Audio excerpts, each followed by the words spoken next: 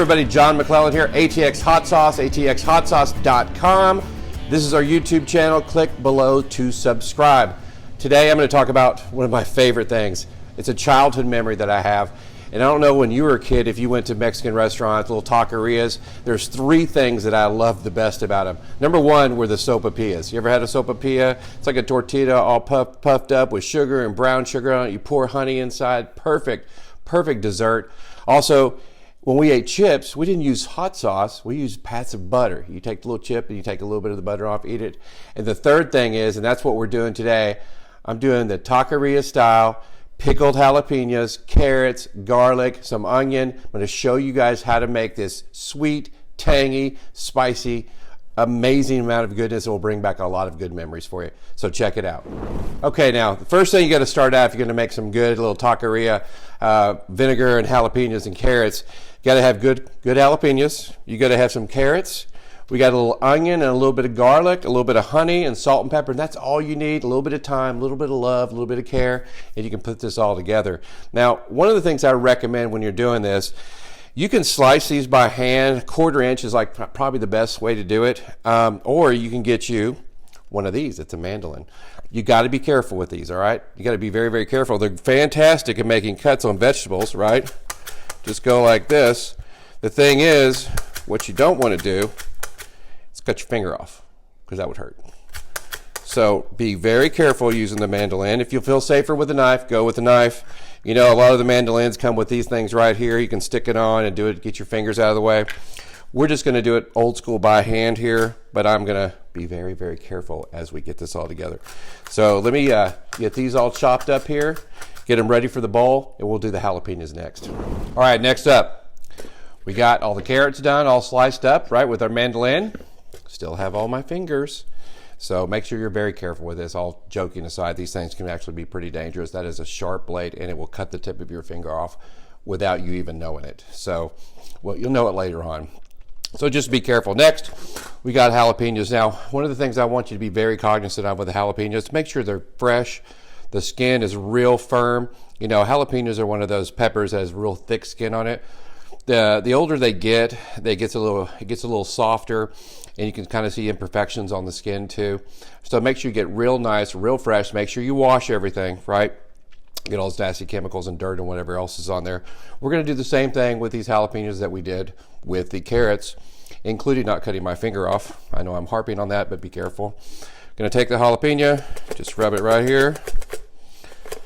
Like I said, you can do this with your knife, but it sure goes a lot faster. Just be careful. A lot faster with a mandolin. This is the only thing I would recommend not doing while you're cooking is this if you've been drinking. Everything else is fine. All right, everybody, I've got them all chopped up and still have all my fingers and thumbs, so this is awesome.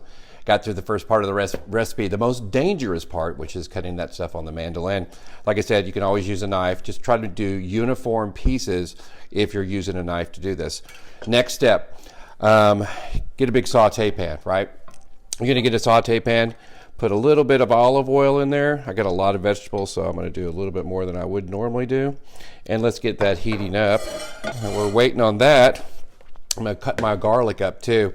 You know, with the garlic, you put it in probably about 4 or 5 minutes in. If you put the garlic in too early, you can burn the garlic. It becomes, I don't know, the flavor is just off. So we're going to go ahead and get it chopped up though. Get it crushed here, get some of those oils released. Waiting on our pan over here. Now, you don't have to put this much garlic in here. I just like garlic. I'm a really big fan of it. So I'm probably putting more garlic than you might want, but it's up to you. It's like salt. I mean, if you think about salt, every recipe you ever see, it tells you exactly how much salt to put into it. You know, unless you're making a fermentation or you're baking, I kind of disagree with that. Salt is for taste. And to be honest with you, every salt has a different, I don't know, salt salinity taste to it, right? So a kosher salt, coarse or fine, a sea salt, regular iodized salt, they all have a little bit of a different flavor. So the best way to measure The best way to measure salt is with this guy right here. That's your palate, all right? Everybody likes it a little bit different.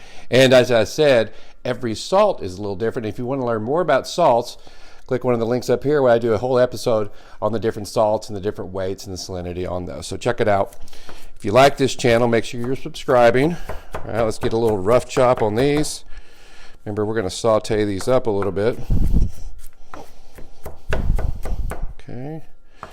All right, we're just going to push these to the side for now. Let's check out our oil. Going pretty good. Another little favorite tool of mine. Let's check the heat. Yep, we need a little bit more. What's a good oil temperature? I'd say about 350. Maybe even a little cooler. This is olive oil. Olive oil has a real low burn temperature. So you don't want to burn the olive oil, right? You just want to heat it up. Like a canola oil or a peanut oil, they have a high flame temperature. But olive oil, in fact, we're going to do this right about 300, and I don't think that'll be good for this olive oil. We actually want some of this olive oil to kind of seep into all the vegetables that we're about to do. All right, there we go, right at about 300. So let's take care of some of this beautiful stuff right here that we've chopped up, and we're going to add it in. As you notice, now my cameraman may disagree with you, I always pour things into a hot pan away from you. If you poured it towards you, all that grease that went that way would now be on me, and I don't want that for a number of reasons, right? Number one, my cleaners would not like it. Number two, my skin would hate it. So we're going to get this going here, and I like to saute this for probably, I don't know, 5 minutes, maybe 10 minutes, just depends how it's going. We're going to see a color change in the jalapenos. Once that starts to happen, we're actually going to add these white onions in here too. Now, you're probably saying, oh, I remember the jalapenos and carrots when I was a kid, and I don't remember onions in it. Well, this is my recipe, all right? It's not part of, your opinion is not part of my recipe. So my recipe says put onions in it. So that's what we're going to do. Put a little bit of onion, a little bit of garlic, and of course we've got the vinegar and the water we're going to add later on too. Salt and pepper, always make sure your salt and pepper seasoning stuff. Okay, we're going to let this just sit for a few minutes and see how it goes. All right, we're also going to add a little bit of salt. It's not quite ready to take off yet, but I'm going to add a little salt to this. I've got coarse kosher sea salt here. I like it. It dissolves very nicely when you're cooking with it. I wouldn't recommend it for like a rub or something, but I would recommend it when you're sauteing stuff. The reason I would recommend it for a rub, real large granules of salt can, I don't know, give you a little bit of crunch. Like if you're making a brisket, when I make briskets, I don't use the coarse salt. I use a real fine salt when I'm doing that, because that's part of kind of getting the moisture out of the meat at that point, and not really about the salt. All right, next we're going to add the onions in. So let's add a few onions in. We're starting to get a little softening of the carrots right now, getting a little bit of color change on these jalapenos. When you make your batch, you may not do it as big as I'm making right here. The bigger the batch, obviously, the longer the cook time is going to be. You got to get these veggies, these fruits next to the heat source, right? Or even maybe a bigger pan would help. But we're going to add some of these onions in here. I've already chopped these up. They're just straight white onion. I'm not going to do too many. Like I said, this is my recipe, right? We'll get those all mixed in. And we still have the garlic set aside. I'm not ready for the garlic yet. I'm going to put that right towards the end for the next couple of steps. So stay tuned. All right, now we got these doing pretty good over here. Been sauteing, kind of getting some color change on the jalapenos, softening the carrots. The onions are looking good too. So we're going to add a bunch of garlic. Like I said, you may not want to add this much garlic, but like I said, this is my recipe, and I love garlic, so I'm putting a lot in here. Another one of the things I want to do, because we're going to be putting vinegar in here and some water and some honey, and then we're going to jar these, right? And it's almost like, well, it's pickled jalapenos and carrots. One of the things you can add are bay leaves to it. Bay leaves are very tannic. They have a lot of tannins. If you ever drink red wine, that feeling you get in your jaw and in your teeth, those are tannins. And what these tannins can do is they can actually keep all these vegetables and fruits in here. They can keep them a little bit more crunchy, right? And give you a little bit better flavor. In fact, if you look at some pickle recipes out there, they'll most of the time always call for bay leaves. What you can also do is get a Lipton iced tea bag and put it at the bottom of the jar when you're making your pickles, and all the tannins from the iced tea bag will do the same thing, right? And and whatever flavor tea you think you like too. All right, so we're gonna let this go for just a minute. This is looking and smelling fantastic, by the way. Oh, man. I can see this onion caramelizing just a little bit. Let's let that garlic cook for just a second here, and then we're gonna go on to our next step. All right, we've had the onion sauteing, the garlic sauteing for a few. We got some really good color changes here. Onions are caramelizing. God, it's just looking fantastic, smelling fantastic. I did a little taste test. Remember I talked about salt in your palate?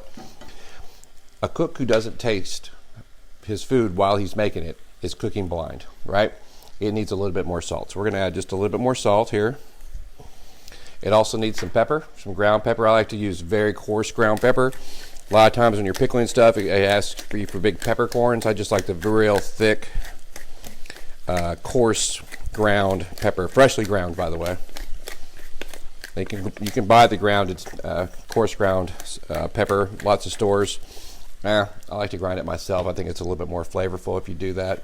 It's like any spice, right? Speaking of spices and making it more flavorful, if you have a bunch of spices in your house that you haven't used in a long time, like some oregano, which you're going to see here in just a few minutes, and it really doesn't have much smell to it, best thing to do, get a small little saute pan, heat it up, throw the spice on there, like say it's oregano, just warm it till it pops a couple of times. That'll bring those oils out and you can add it back into your meal. Just a little tip there. Okay, let's let this thing sit for just a second. Now we're going to put in one of my secret recipes, so don't tell anybody. Mexican cumin. Gonna add that in there.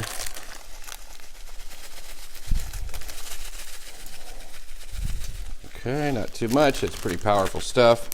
I use this stuff all the time. Get that in there. Let's get a little bit of a stir. Now, so what's next, John? Well, we're going to add some honey to give it a little bit of sweetness, right? You got that spicy, got the garlicky, you got the tannins from the bay leaves. And we're going to add a little bit of Texas fresh, unpasteurized honey. One of my favorites. It's wildflower honey here. It's just amazing. If you ever do any looking up honey, different honeys from around the world, they're all different colors and tastes. There's even some honeys that aren't even really sweet down in South America.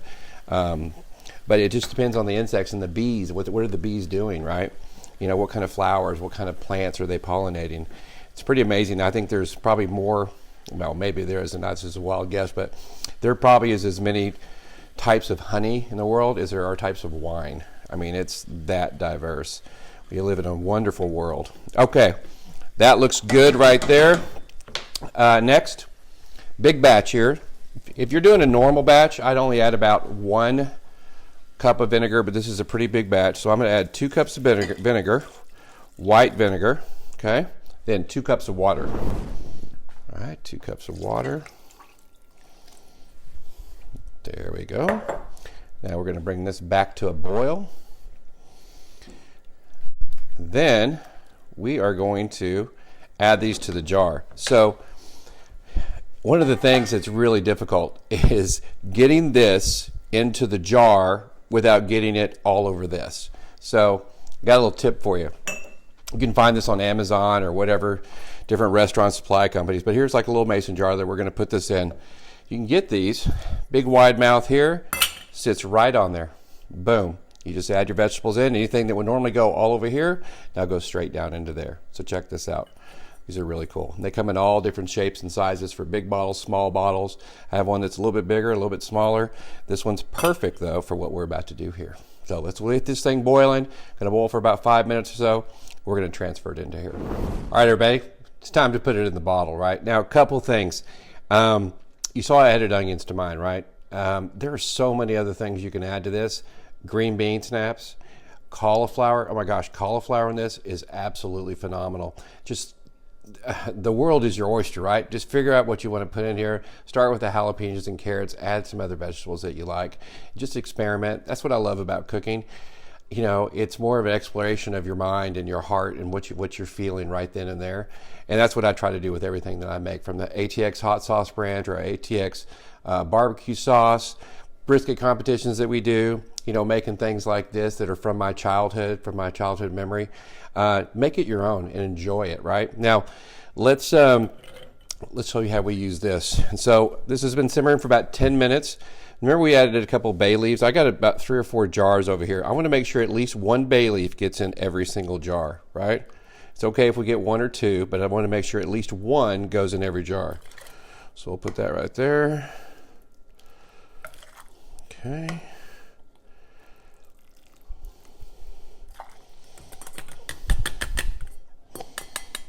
And by the way, I have cleaned and sanitized these jars and these lids.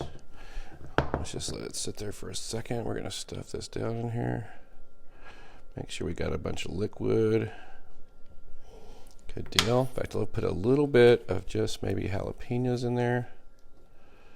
No more liquid, just to get it filled to the top. There we go. Look how good that looks. Careful, it's hot. Another thing is, keep this refrigerated. Keep it refrigerated for at least 2 days before you open it to try it. Because what you really want is for all these flavors and this experience to meld, right? And the only way to get that is if you let it sit, right? So I know it's very tempting for me right now to want to grab some and eat some, and I probably will anyway with stuff that doesn't fit in these jars. But I'm telling you, let it sit for a couple of days, 3, 4, 5 if you can. If you do that, you're going to get a much better product too, right? All right, let's get the rest of these filled up here. And, you know, once you make this, you put it in your refrigerator, you know, a month. If you don't open it, maybe 3 weeks if you do open it. But, you know, just make sure you're opening it, keeping it sterile, keeping it refrigerated.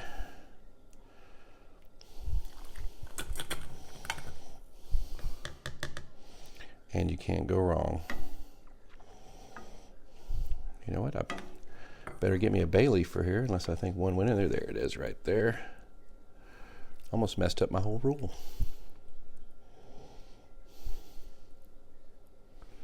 Yeah, see, that's what happens when you don't use the right tools. Okay, give me a lid. In fact, let's wipe the edge of that off.